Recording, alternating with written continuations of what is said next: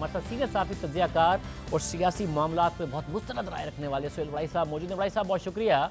वड़ाई साहब, माजी में जो ज़ाहिर हालात ख़राब होना, ये सारे मामलात वो हुकूमत या इदारों के दरमियान का मामला होता था। अब जो ख़तरे की बात की जा रही है हुकूमती वज़रा की तरफ से, जब हुकूमत और इदारे एक पेज पर हैं, एक बयानिया भी देते नज़र आ रहे हैं, तो फिर किसको एग्जैक्टली किससे ख़तरा है? क्या इदारों के दरमियान आपस में तसादुम का ख़तरा है, हुकूमत को ख़तरा है, अपोजिशन को ख़तरा है, निज़ाम को ख़तरा है, किसको ख़तरा है?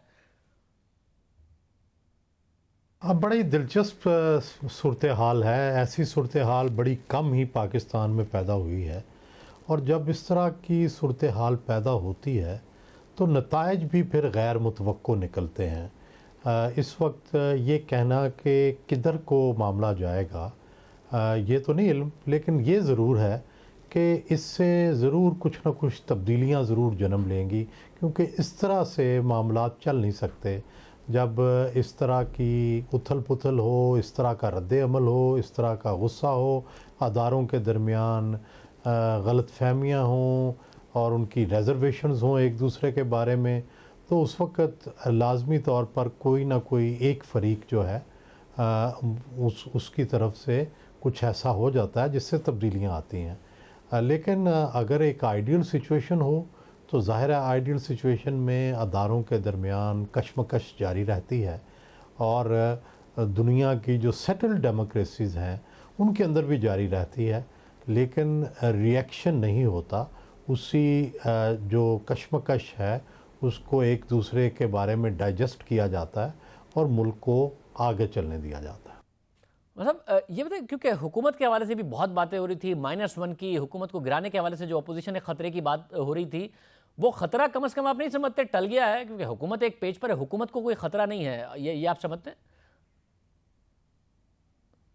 मेरा ये ख़्याल है कि अभी टला नहीं है ख़तरा, क्योंकि ये जब इस तरह के तलातम ख़ेज़ सूरत हाल होती है तो अब ये पता नहीं तूफ़ान किसके ऊपर गिरेगा। ज़ाहिर है अपोजिशन के ऊपर तो गिरना होता तो पहले ही कोई कसर नहीं रह गई, अब तो वो रिलीफ़ की फ़ेज़ में है। तो अब सवाल यह है कि एक तरफ अदारे हैं, एक तरफ हुकूमत है, तो आम तौर पर होता यह है कि चूँकि सबसे जो फ्रंट पे फ़रीक होता है वो तो हुकूमत होती है, तो कोई भी गलती हो, कहीं भी तूफ़ान आए तो उसका सारा का सारा ज़ोर हुकूमत पे गिरता है। फ़िलहाल तो ज़ाहिर है हुकूमत, ऐसा नहीं लगता कि उसको कोई नुकसान पहुँचेगा। अभी वो बड़ा सेफ़ प्ले कर रही है, बड़ा अच्छा उन्होंने सियासी तौर पर अपनी इस्तेहकाम के लिए असूलों को छोड़ें, लेकिन अपने सियासी इस्तेहकाम के लिए वो ठीक स्ट्रेटजी पे जा रहे हैं। लेकिन ज़रूरी नहीं होता कि जब आप ठीक स्ट्रेटजी पे भी जा रहे हों तो आपसे कोई गलती ना हो। आप की वो जो ठीक आप कर रहे होते हैं उसमें आप जो असूल कुर्बान कर रहे होते हैं, उसमें जिस मसलहत पे आप चल रहे होते हैं, बाज़ औक़ात वो मसलहत केशी जो है वो उल्टी पड़ जाती है। तो मुझे यूँ लगता है कि असल बात तो फिर वहीं के वहीं है।